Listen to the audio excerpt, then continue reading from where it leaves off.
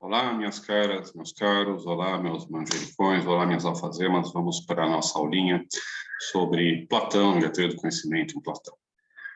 A gente ainda está nos momentos iniciais da nossa disciplina, então o que eu quero aqui fazer é pensar um pouco nas dificuldades que foram relatadas, né, na nossa conversa antes da última aula, né, da última live, e também porque pediram, né, que eu fizesse vídeos mais curtos.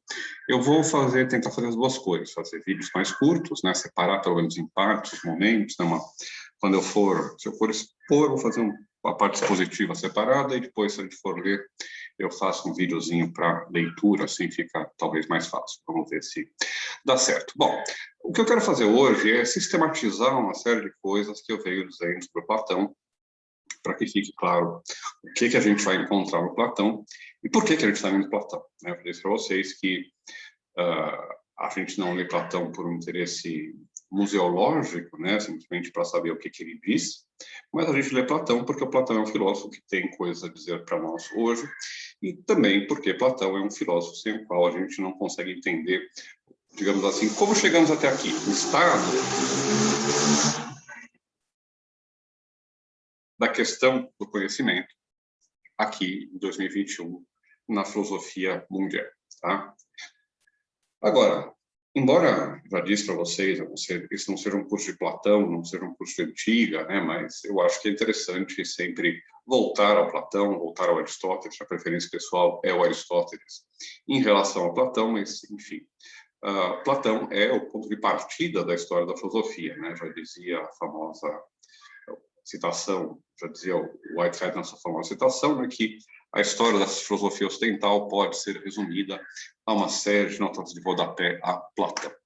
Embora isso seja obviamente exagerado, né, há um quê de verdade nisso pelo fato de que, como eu vou tentar mostrar para vocês, muito do modo como a gente coloca certas perguntas vem de Platão, vem do platonismo, o que quer que isso signifique, tá? E a gente não terminou de superar, digamos assim, essa herança platônica até hoje, tá? Se vocês verem o Nietzsche, por exemplo, boa parte da denúncia que o Nietzsche faz da metafísica, que ele assimila, às vezes, ou aproxima do cristianismo, de um cristianismo metafísico platônico, né? Enfim, mas grande parte da crítica do Nietzsche, é por isso que ela é tão destruidora para a razão ocidental, de certa forma, é porque ela ataca os conceitos chaves, o modo de pensar platônico, os dualismos platônicos, né? E todas essas ideias que a gente encontra lá em germe, pelo menos, no Platão, e que depois se desenvolvem ao longo da história da filosofia, tá? Então, e eu quero dizer isso porque ler Platão é sempre uma experiência, e é uma experiência na qual, como diriam os hippies dos anos 70, né, naqueles road movies, né, no deserto da Califórnia, vale mais a viagem, né, do que o destino. E exatamente isso que acontece no Platão, né? A gente não lê Platão para encontrar doutrinas filosóficas, embora as pessoas façam isso, os manuais fazem isso, e assim por diante, né? Mas eu acho que mais interessante do que ler Platão para buscar doutrinas filosóficas é ler Platão pela jornada, né? Pelo que ele representa, pelo exercício intelectual que ele é quando a gente está na graduação, e pelo prazer intelectual que ele é, espero também na graduação, mas sobretudo à medida do tempo que a gente começa a pegar melhor o jeitão do Platão, ele é um deleite, né? Uma boa leitura em qualquer momento, tá certo? Bom, então, o que eu quero fazer não é dizer, olha, Platão defende isso, defende aquilo, mas é mais mostrar como certos temas aparecem no Platão e, portanto, como eles, já que Platão é esse sujeito que vai nos dar só notas de rodapé depois, né? A gente tem a origem de quase tudo lá, ou pelo menos de muito dos modos de pensar da epistemologia ocidental estão lá no Platão, tá? E se a gente começa a olhar o Platão, fica claro que quando a gente vai procurar doutrinas, né, isso é meio frustrante, ou a gente vai inevitavelmente se frustrar, né? Porque, por exemplo, vocês já perceberam que a gente não leu a República, eu vou falar um pouco da República às vezes, mas acho que vocês leram ano passado, né, em Antiga. Se não leram, leiam, tá? Porque é um livro daqueles essenciais em qualquer formação em filosofia, né? Bom, mas o Platão, né, ele oscila entre afirmações da mais pura humildade epistêmica, né, quase do mais puro ceticismo, isto é, um reconhecimento de que o nosso conhecimento é limitado, de que talvez eu nada saiba, e assim por diante, tá? Até uma híbris filosófica, uma híbris epistêmica mais absoluta, né? Por exemplo, lá na República, quando eu vejo a ideia do sol, né, do bem, e quando eu tenho intuição intelectual, né, do bem, e assim por diante, quando o filósofo rei é que ele tem que governar, né, porque ele tem um conhecimento superior aos outros, né, quando o conhecimento se torna sabedoria, né, é outro tema que eu não vou entrar muito nesse tema, né, mas eu estou falando aqui de conhecimento, e em várias passagens da obra do Platão há uma assimilação que é problemática, mas que é compreensível, né, dentro do intelectualismo de virtudes dele, daquela unidade das unidades das virtudes, né, entre uma assimilação, né, entre o conhecimento e a sabedoria, né, como algo mais amplo que o conhecimento e que não é necessariamente proposicional, talvez. Tá? Enfim, não vou entrar nesse tema. O ponto é que a gente tem uma oscilação, a gente tem muitas posições diferentes nos diálogos platônicos. Né? Em parte, isso talvez se explique pelo momento ou pelos tipos diferentes de diálogo que a gente tem em Platão, mas tem coisas que são mais problemáticas. Né? O texto central, talvez, do Platão sobre o conhecimento é o Teeteto, e não há nenhum acordo, né, sobre como é que a gente deve ler o Teeteto. As pessoas encontram no Teeteto as teses mais diferentes. Alguns encontram a tese de que é possível ter algum tipo de conhecimento sensível, um grau de conhecimento das aparências, mesmo que não seja um conhecimento assimilado com o conhecimento das ideias, outros não, enfim. Para vocês verem, né, como a gente tem, mais do que doutrinas sobre o conhecimento no Platão, uma reflexão, uma abordagem, a introdução de temas, de problemas, até de um vocabulário, às vezes, mesmo que a gente não use o vocabulário do Platão, a gente está se referindo, no fundo, a conceitos que vêm do Platão, que foram forjados por ele, né? Então, muito do que a gente vai discutir ao longo desse curso pode ser encontrado de uma forma ou de outra em Platão, tá? Então, vejam, quero fazer só um parênteses metodológico, né? Isso é interessante para a gente pensar na leitura do Platão, né? A gente não lê Platão hoje como as pessoas liam Platão na Idade Média, ou no Renascimento, ou os contemporâneos do Platão liam ele, né? Nós, obviamente, lemos Platão com toda a nossa carga de reflexão filosófica, com toda a nossa carga de reflexão sobre a história da filosofia, com tudo aquilo que o trabalho acadêmico, né, de publicação, de revisões críticas, nos diz, e assim por diante. Né? Então, quando a gente volta a um texto clássico da filosofia, quando a gente relê um texto clássico da filosofia, a gente está sempre encontrando e produzindo coisas novas naquele texto. Os textos não se esgotam. Deixa eu fazer uma pausa, porque vai tocar a campainha aqui. Bom, então eu estava dizendo, né, que a gente lê Platão não para reproduzir simplesmente o que Platão disse, mas porque ele tem um interesse para nós. Né? Ele diz coisas novas para a gente a cada leitura que a gente é capaz de fazer. Tá? Significa também, é claro, que qualquer leitura do Platão vale, que a gente pode achar qualquer coisa no Platão. Tá? Significa que Platão é um texto que continua a ser rico e produtivo, tá, para nós. E só para terminar meu parênteses metodológico, né, isso também significa que a gente não pode atribuir, né, ler o Platão com anacronismo, né? A gente não pode, às vezes vou dizer, olha, a busca pelo conhecimento imutável, que se resolve pela teoria da reminiscência, vai desembocar na ideia de conhecimento a priori, por exemplo, tá?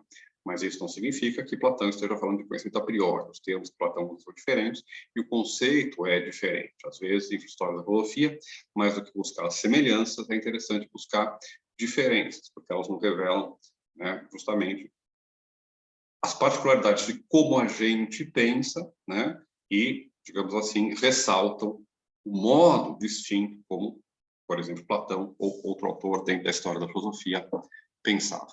Fecha o parêntese metodológico, vamos voltar àqueles pontos que eu quero, então, sistematizar, tá? Primeiro ponto, vamos retomar da ideia da apologia, da humildade epistêmica e assim por diante, com a qual eu iniciei agora há pouco essa aula, tá? Um aspecto que obviamente surge no Platão tem a ver com o ceticismo, então, acerca do conhecimento. A gente ainda não buscou definir o ceticismo, mas o ceticismo é a tese que desafia a possibilidade do conhecimento, é a tese de que nosso conhecimento é limitado, ou mesmo, na sua forma mais radical, de que o conhecimento é impossível, tá? E o ceticismo adquire muitas formas, há muitos tipos diferentes de argumentos céticos. Alguns deles têm a ver, por exemplo, com as ilusões dos sentidos. Os sentidos nos enganam, eles nos fazem crer, né, que algumas coisas têm certas propriedades ou qualidades que elas não têm, né? Platão usa esses exemplos, né? Por exemplo, do vinho que é doce, mas que ao doente parece amargo, da mão que, ao ser colocada, está fria e ao ser colocada em água morna, essa água parece quente, né? Enfim, ou enganar quanto a uma forma, uma pessoa que eu vejo distante, né? E assim por diante. Sentidos nos enganam, então talvez eu não possa confiar em nada que vem dos sentidos, né? Tem um ceticismo quanto à justificação. Parece que, mesmo em casos de conhecimento mais sólido, que não depende dos sentidos, né?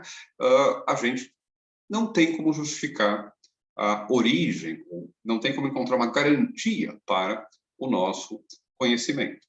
No conhecimento matemático, que é, por exemplo, paradigma, né, de certeza e de rigor, de ciência, a gente viu isso no nosso último encontro, quando eu falei um pouco do Euclides, né? Mesmo o conhecimento matemático, por exemplo, repousa, então, a gente viu sobre axiomas que eles próprios são considerados autoevidentes, não demonstráveis. O cético pode muito bem perguntar, bom, como é que eu sei que isso é autoevidente? Como é que eu sei que o princípio de identidade ou do terceiro excluído é evidente? Né? Como é que eu encontro um fundamento para esse fundamento? Né? Por isso que Aristóteles vai dizer depois, né, que não pode haver um regresso ao infinito na argumentação. Mas, enfim, há vários tipos de argumentos céticos. Tá? E o ceticismo, obviamente, vem dessa... O ceticismo está presente em muitos textos do Platão que falam sobre o conhecimento. Né? O mais óbvio é a apologia, mas também no Meno. Tá? Só um detalhe, né? Embora até eu mesmo, às vezes, use a expressão só sei que nada sei, para falar do Sócrates, né? Porque ela é popular, ela não se encontra, né, em nenhum texto do Sócrates, né? Se eu não me engano, ela vem do Diógenes Laércio. Diógenes Laércio, que relatando, contando o Sócrates, fala isso, né? E a gente se apropria, mas na apologia, né, vocês não encontram um só sei que nada sei. Parecidas, né? Mas um pouco mais elaboradas, que envolvem, por exemplo, a identificação entre conhecimento e sabedoria, né? Mas, enfim, não vamos entrar nessa leitura da apologia, porque não é um texto que a gente está trabalhando. Bom, mas então, na apologia, nos diálogos socráticos, nos quais o Sócrates busca uma definição de algum conceito e não encontra, né? O que a gente tem é um questionamento da possibilidade do conhecimento. Talvez o conhecimento não seja possível. Esse tema cético, essa indagação cética, é uma herança platônica. E vejam, não é à toa que, por exemplo, a academia, logo depois da morte do Platão, vai ser reconhecida pelo seu ceticismo. Os desenvolvimentos que vão ser feitos por Platão vão encaminhar a filosofia platônica em direção ao ceticismo. O sobrinho, se eu não me engano, podem sempre conferir essas coisas, tá? Porque eu falo de memória, mas quando Platão morre, né, todo mundo achava que o melhor aluno dele, que era Aristóteles, ia sucedê-lo, né?